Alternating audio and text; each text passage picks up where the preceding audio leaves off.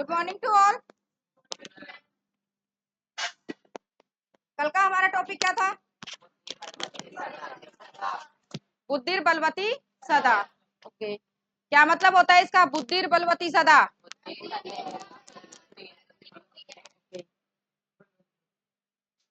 बलवती होती है ना? इसमें सार आता है आपका एग्जाम में कितने नंबर का? 3 नंबर का। ओके, अब देखो ये रहा हमारा सार। कि सार में हमें सिर्फ स्टार्टिंग से क्या क्या चीजें लिखनी होती है, क्योंकि इसमें पैसेज भी आता है 5 नंबर का। पैसेज पूछा जाता है यानी कि पठित गद्यांश। ओके, तो बुद्धिर बलवती सदा पाठस्य हिंदी भाषायाम सार लेखनम, ये इसका सार है। सार का मतलब समरी है ये इसकी। हमें पूरे चैप्टर की हिंदी अनुवाद वहां पर नहीं लिखनी होती है, हमें सार लिखना होता है, उसको समराइज करना होता है। क्लियर? अब जैसे यहाँ पर दे रखा है बुद्धिर बलवती सदा पाठ का सार है। सबसे पहले हेडिंग में क्या लिखेंगे कि यह पाठ कहां से लिया गया है? सुप्त सप्तती, ओके, नामक प्रसिद्ध कथा ग्रंथ से लिया गया है। फिर इस पाठ में अपने 2 छोटे छोटे पुत्रों के साथ, यानी कि फिर हम क्या कर देंगे? इस पाठ का सार कर देंगे। फिर हम इस पाठ की स्टार्टिंग कर देंगे, यानी कि शीर्षक भी हमें लिखना होगा। इसमें टाइटल क्या है पाठ का? बुद्धिर बलवती सदा। कहा, कौन से ग्रंथ से ये लिया गया है? क्योंकि इंपॉर्टेंट चीजें हैं ये। अगर डायरेक्ट ही हम लिखना शुरू कर देते हैं कि एक महिला थी अपने दोनों पुत्रों के साथ जा रही थी, क्या उसका कोई मीन्स नहीं होता।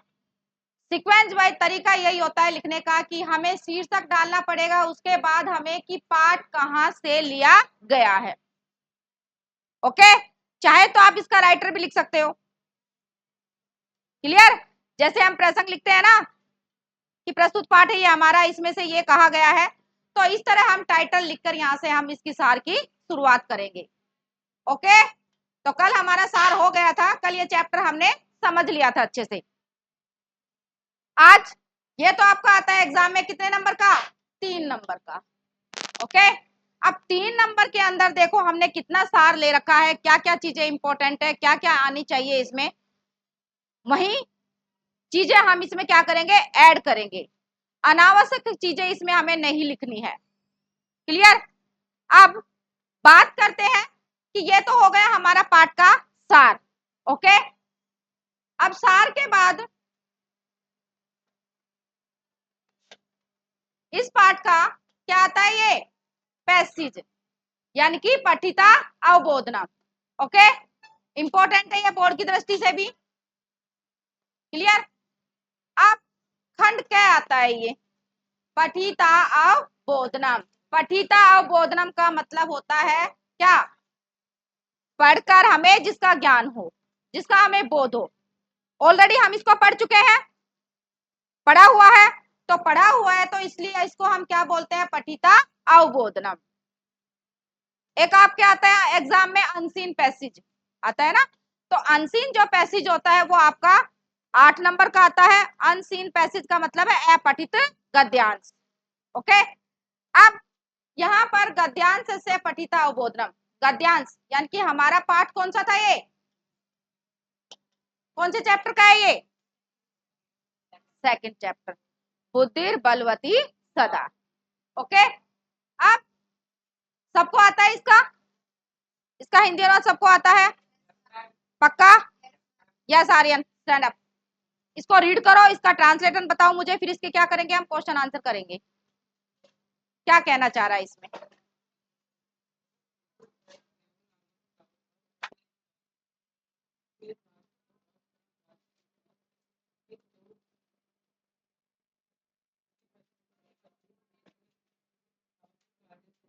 हम्म,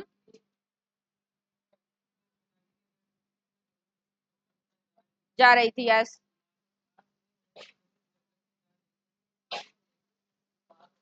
हम्म,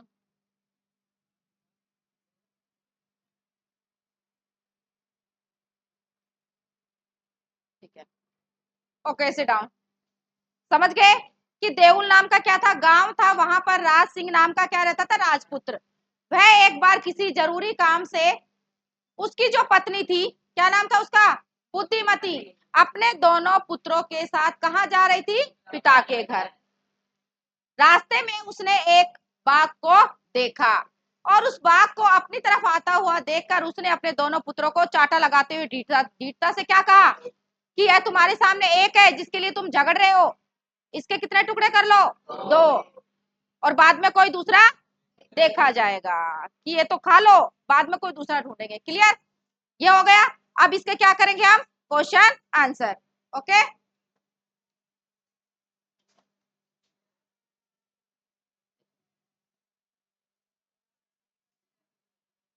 पठिता अवबोधनम कार्यम। अब देखिए यहां पर आपके एग्जाम में कैसे आता है ये भी हम साथ में डिसाइड करेंगे, क्योंकि साथ साथ हमें बोर्ड के अकॉर्डिंग जो पैटर्न है उसको फॉलो करना है। अब यहाँ पर दे रखा है कि उपयुक्त गद्यांशम पठित्वा एता आधारित प्रश्नानाम उत्तराणि यथा निर्देशनम लिखत। उपयुक्त गद्यांश पठित्वा पढ़कर हमें क्या देने हैं? प्रश्नों के उत्तर देने हैं। ओके, अब बोर्ड के एग्जाम में बेटा पहले तो आपकी दोनों आते थे, अब पिछले साल से क्या हो गया, लास्ट ईयर से, कि यहाँ पर 2 की बजाय क्या आने लगा? एक क्वेश्चन आने लगा। ओके, ऐसे ही आपका पूर्ण वाक्य में 2 की पहले 2 आते थे, अब कितना क्वेश्चन आने लगा? एक क्वेश्चन।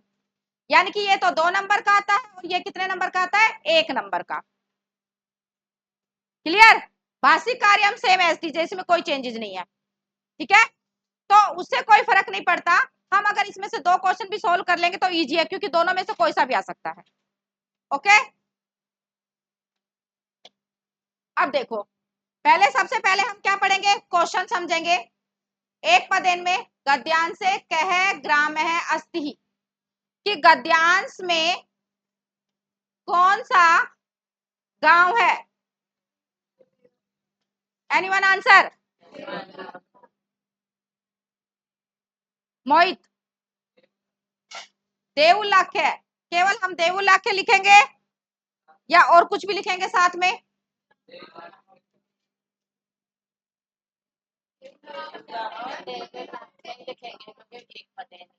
क्योंकि एक पदेन है तो क्या आ जाएगा इसका? देवुलाख्य। क्लियर? डाउन। बुद्धिमती कस्य भार्या आसीत, बुद्धिमती किसकी पत्नी थी? अब एक बात और बेटा, अगर क्वेश्चन जिसमें पूछा गया है तो आंसर भी हमें उसी में देना है। क्वेश्चन कौन सी विभक्ति में? ये षष्ठी में, और आंसर भी क्या देंगे हम? षष्ठी में। षष्ठी का एक वचन है, द्विवचन है, बहुवचन है? एक वचन है। क्लियर? तो इसका आंसर भी किस में आएगा? एक वचन में। तो इसका आंसर होगा तो क्या होगा? राजसिंहस्य।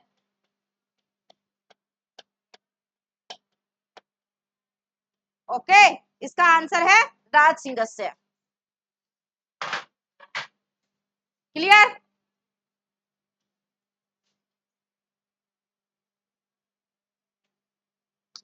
अब बात करते हैं हमारा सेकंड क्वेश्चन।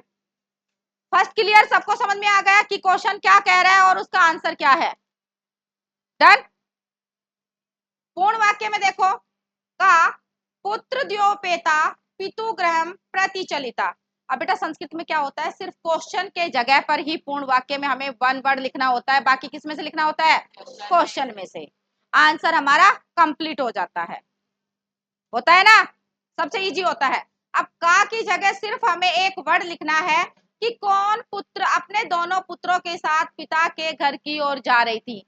तो क्या आ जाएगा इसका आंसर? बुद्धिमती। बस इसकी जगह हम क्या लगा देंगे? बुद्धिमती।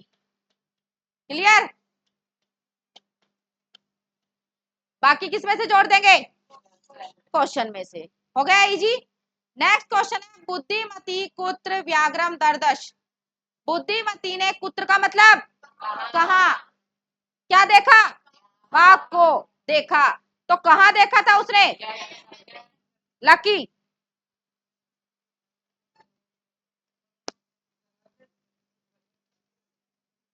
देखो पैसेज में क्या लिखा हुआ है,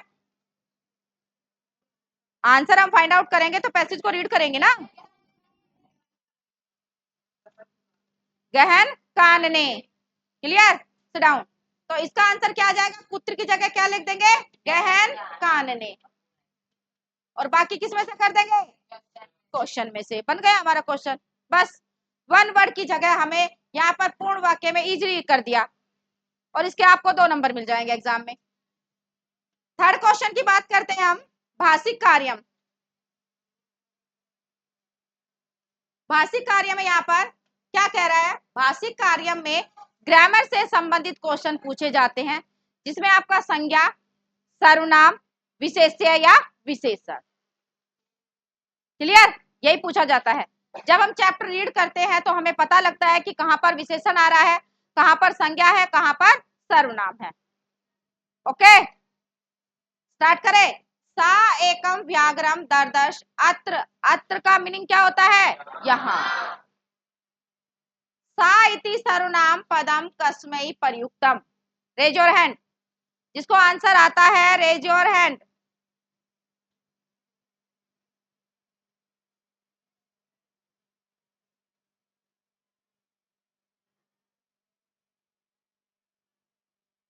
यस सौरभ,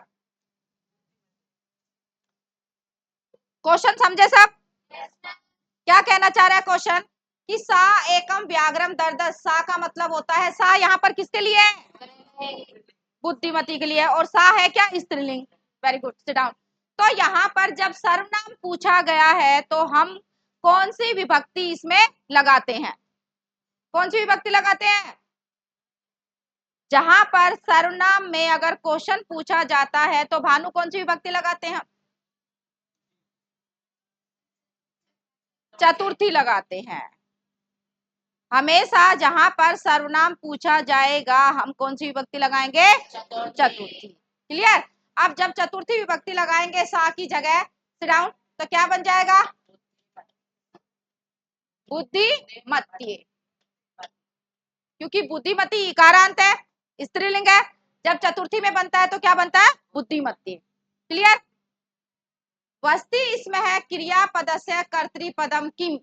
क्रियापद का कर्ता पद क्या है, गुंजन।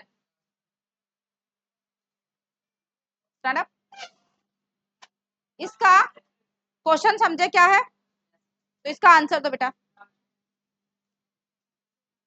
क्या बताना है हमें, कर्ता। तो कर्ता क्या है इसका, राज सिंह। राज सिंह है। Okay, sit down. क्लियर ये पैसेज सबका, निधि क्लियर बेटा।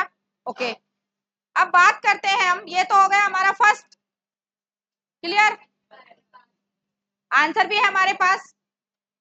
अब यहां पर हम बात करते हैं सेकंड, एक और कर लेते हैं इसमें। सेकंड पैराग्राफ में किसके बारे में कहा गया है, किसके बारे में वार्तालाप है,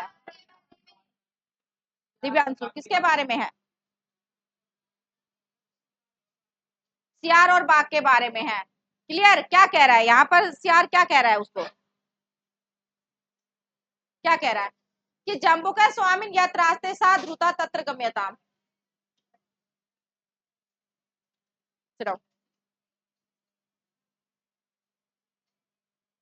क्या सुनील, यहाँ पर सियार क्या कह रहा है,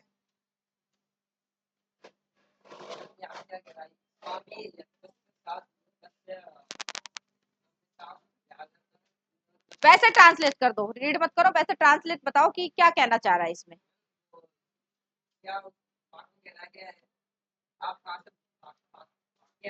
हम्म, हम्म, हम्म। क्योंकि मैंने शास्त्रों में सुना है कि बाघ को मारने वाली कोई है तो वो बुद्धिमती मुझे मारने वाली थी, मैं उसके आगे से भागकर आया हूं, यानी कि मैं अपनी जान बचाकर आया हूं। क्लियर। फिर उसके बाद क्या कहता है, कि चलो वहां पर वापिस ले चलो, है ना, हम वहां पर जाकर देखते हैं कि ऐसा होगा तो तुम मुझे मार देना, शर्त भी क्या हो जाएगी, बेशर्त हो जाएगी। Clear, sit down. ओके,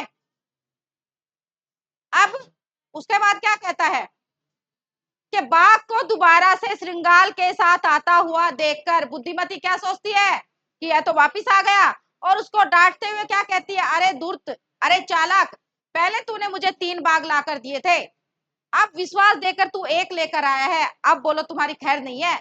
यह कहकर वो तेज गति से दौड़ी, किसकी तरफ? बाघ की तरफ।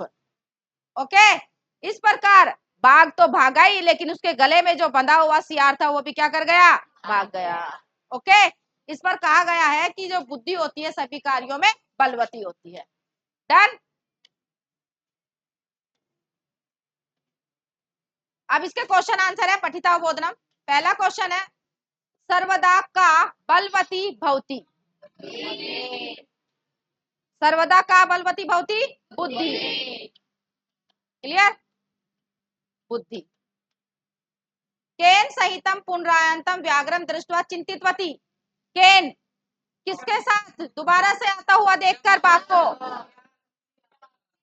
सियार। सियार तो बेटा हिंदी में बोलेंगे, जम्बुक भी बोल सकते हैं और श्रृंगाल भी बोल सकते हैं हम। ओके, अब केन है यहाँ पर, केन में अगर क्वेश्चन पूछा गया है तो क्या हो जाएगा? कौन सी विभक्ति आएगी? तृतीया। क्लियर? तो क्या हो जाएगा? श्रृंगाले। Okay, clear? नेक्स्ट है पूर्ण वाक्य। बुद्धिमती की दर्शी आसीत। बुद्धिमती की दर्शी आसीत, की दर्शी का मतलब होता है कैसी थी?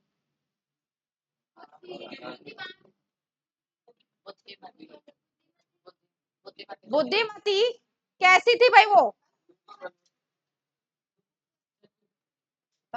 चतुर्थी। पैसेज में देखो, पढ़ो, रीड करो, पैसेज है ना सबके पास, पढ़ो।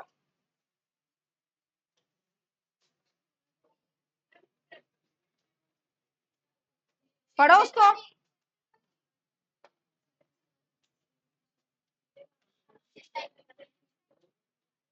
देखो, पढ़ो पैराग्राफ को। उसमें पूछा है कि बुद्धिमती तो थी, लेकिन वो कैसी थी? तेज दिमाग वाली थी, स्लो दिमाग वाली थी, या झूठ बोलने वाली थी? कैसी थी?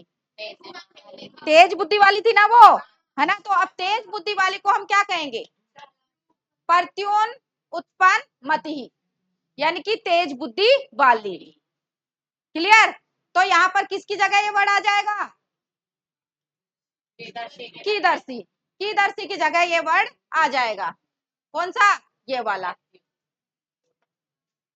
ये वाला पहले का ये आंसर हो जाएगा, इसकी जगह आ जाएगा। बाकी हम किस में से कर देंगे? क्वेश्चन में से। डन।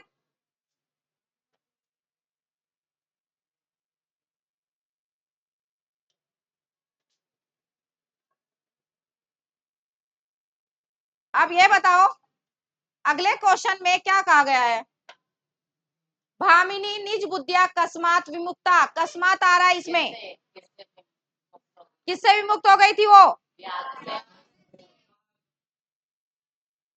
तो क्या आएगा इसका? प्रॉपर आंसर करेंगे तो भामिनी निज बुद्धिया कस्मात विमुक्ता,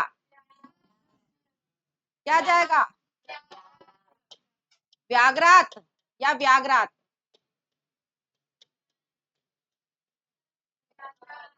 क्या आएगा? व्याघ्रात या व्याघ्रात? ठीक है, ओके। सेकंड है भाषिक कार्यम। भाषिक कार्यम रे रे ध्रुत तव्या मह्यम व्याघ्रम दत्तम।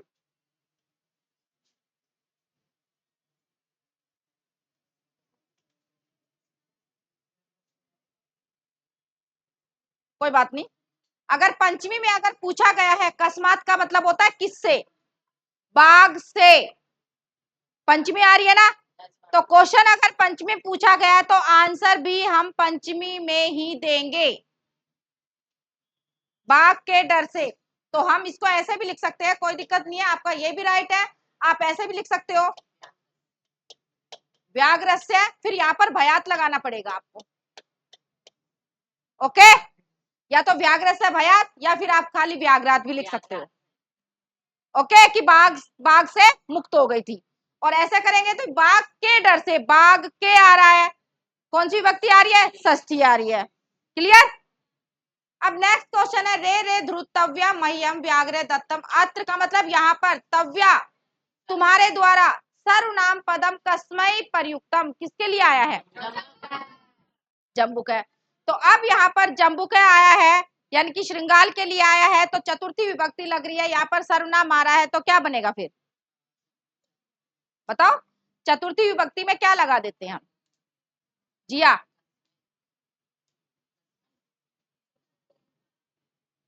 वो तो जम्बुक तो प्रथमा में हो गया।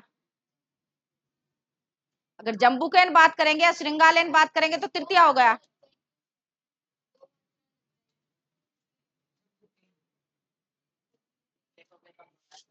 श्रृंगालेन था यहाँ पर, ये तो तृतीया है। जब हम कस्मै लगाते हैं, कस्मै में बनता है सर्वनाम पद है, चतुर्थी विभक्ति बनती है, यहाँ पर श्रृंगाल आ रहा है। तो जब हमने बालक का शब्द रूप याद किया है चतुर्थी एक वचन में, तो क्या बनता है? एक वचन, है ना? क्योंकि चतुर्थी में बनाना है। मैंने कहा ना कि जहां पर सर्वनाम पूछा जाएगा तो हमेशा एक वचन में आय लगा देना। क्लियर? तो यहां पर इसका राइट आंसर क्या आ जाएगा? श्रृंगाल आय। Okay, sit down. नेक्स्ट है भवतः अभवत इति क्रियापदस्य कर्तृपदम किम। अभवत है यहाँ पर, अभवत का मतलब हुआ। क्रियापद साफ साफ दिख रही है, क्रिया है यानी कि धातु है, कंफ्यूज नहीं होना है। तो इसका हमें एक कर्ता पद बताना है। अब पैसेज में देखो, चेक करो क्या है, कौन बताएगा इसका आंसर? है फटाफट, विमुक्ता है भवत है ना? हाँ, तो उसका कर्ता देखो, चेक करो इसका कर्ता।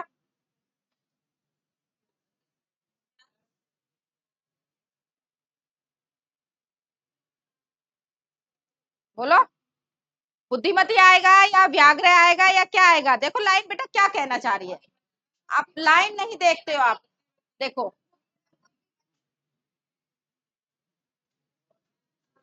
यहाँ पर है एवं प्रकारेण बुद्धिमती व्याघ्रात जात भयाद है पुनरअपि मुक्तः अभवत्। मुक्ता अभवत्, मुक्त हो गई। पक्का? सौरभ बताओ। यहाँ पर मुक्ता भी दे रखा है, यहाँ पर अभवत भी दे रखा है, लेकिन यहाँ पर ये क्या है? क्रिया है या मुक्त ये करता होगा, या फिर यहाँ पर ये बुद्धिमती होगा?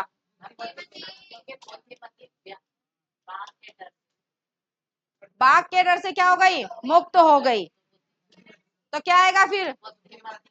पक्का? श्योर? ओके, ठीक है। तो ये इसका क्या हो जाएगा? Right answer. डन। अभवती क्रियापदस्य कर्तृपदम किम? बुद्धिमती। सिंपल सा है, कुछ नहीं है इसमें। तो हमारा जो चैप्टर था, ये कौन सा चैप्टर था? चैप्टर सेकंड, बुद्धि बलवती सदा। इसका हमने सार भी कर लिया है, 3 नंबर का आपका एग्जाम में सार आता है। क्लियर? जो आपकी जितनी भी कहानी है, और पैसेज आएगा इसमें से कितने नंबर का? 5 नंबर का। ओके, यानी कि हमारा जो सेकंड चैप्टर है वो क्या हो गया? कंप्लीट हो गया है। ओके, तो जितने भी दोनों पैसेज है, 2 पैसेज हमने यहाँ पर सोल्व किए हैं, आपको नोटबुक में नोट डाउन करने हैं। साथ साथ हमने लर्न भी कर लिया है। क्लियर? फिर कल का जो हमारा टास्क, नेक्स्ट जो हमारा चैप्टर होगा, इससे रिलेटेड एक और थर्ड चैप्टर है हमारा, कौन सा है वो? शिशु लालना। उसके बारे में हम पढ़ेंगे, घर से भी आपको उसको क्या करके आना है? रीड करके आना है। ओके, तो कल इस क्लास को हम क्या करेंगे? कंटिन्यू करेंगे। Okay, thank you to all.